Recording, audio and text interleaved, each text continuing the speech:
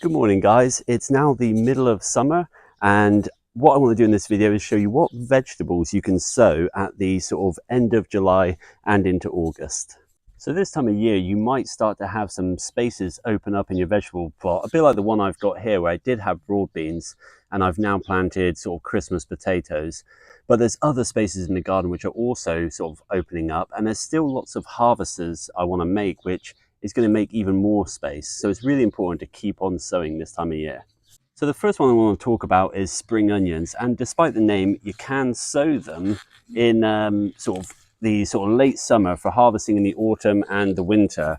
Now, onion family, all of them are pretty cold tolerant, so it's really easy to start them off. Now, in terms of sowing them, they're these small sort of black seeds, so you only want to be putting them about 1 centimeter deep. And as they grow on, you can sort of plant them out. The only consideration I would give to spring onions is when they first grow, they're a bit like blades of grass, and it's really easy for birds to pull them out and things like that. So if you've got any protection such as bird netting and things, definitely try and protect them.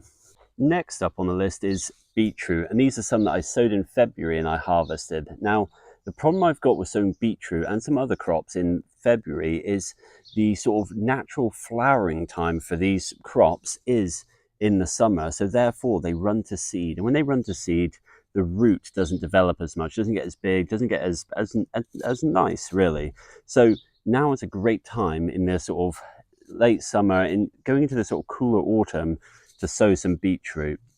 Now, in terms of sowing beetroot, the seeds are kind of like these little cluster things. And one of the great things to point out is that sometimes you might sow one cluster, but there's actually more than one seed there. So you'll get a few come up in the sort of module, but don't necessarily prick these out. Multi-sowing beetroot is a great way to get more harvest from the same space. So you're aiming for about 3 or 4 plants per cluster. And then when you're ready to harvest beetroot, you simply twist one out. And yeah, beetroot's a great one. Next up is cabbages. Now, cabbages, 2 main sowing periods. You can sow in the spring for sort of harvesting in the summer, or you can sow now for harvesting in the winter and even next spring. Now, brassicas, especially cabbages, suffer a wide variety of pests, but sowing this time of year allows you to avoid the main caterpillar season. So caterpillars will pretty much decimate most brassicas, but sowing now, one butterfly right behind me. Sowing now means you can avoid that, and it's a real great way to ensure that, especially if you're harvesting for leaves and things, you get really nice pristine leaves. However, although you avoid caterpillars, you won't be avoiding the birds. Now, that's one of the reasons I'm stood here by my sort of hoop house bed, because I've got bird netting on some hoops, and that allows me to sort of overwinter the cabbages here without having to worry about birds sitting on top of them, pecking away at the leaves and basically ruining the harvest. Now, cabbages, really easy to sow. They're small sort of black brassica seeds. Sow them about 1 centimeter deep. Let them grow on a bit and really maybe do 1 or 2 seeds per module, but then prick out the weakest one. Pot them on and eventually plant them out when they're big enough to survive a little bit of slug damage, because inevitably you will get some sort of slugs, mollusks and things that will want to eat your cabbages. I've had to step into the shade because my camera was overheating, but next on the list is probably not everyone's favorite crop to eat, but turnips. Now, turnips this time of year, it's a bit similar to beetroot and things. They're less prone to bolting. If you sowed them in the spring, chances are if you have a hot summer or hot spring, they'll run to seed, they'll flower, the root won't form properly. But turnips now is a brilliant one. And again, a bit like the other brassicas, with these small little black seeds, sow them about 1 centimeter deep, and once you can, plant them out. Just be mindful of things like birds and slugs, because they will look forward to eating them. So the couple I want to quickly go through now, one is choy sum, and it's one of those ones where it likes the cooler season to grow in, and it's a little bit like sort of tender stem broccoli and things like that. When you harvest and cook it, you sort of treat it very similarly, very lightly cook it, and really nice to add to any kind of dishes as like a side thing or mixed in stir fries, etc.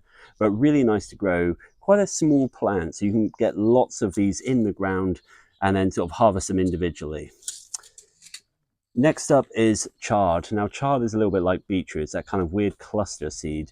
And the reason chard is really nice to grow is because of the colors. You can get bright lights, which is like whites, yellows, reds. In this case, I've got a variety here called rhubarb chard or Vulcan.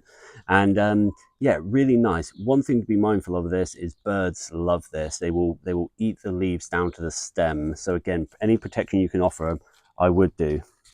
And finally, in this little one is spinach. Now, spinach, a bit like beetroot and things, it's all to do with avoiding that flowering season. So spinach here will basically sit in the ground all over winter, and you can even harvest through winter into early spring before it will then start to flower.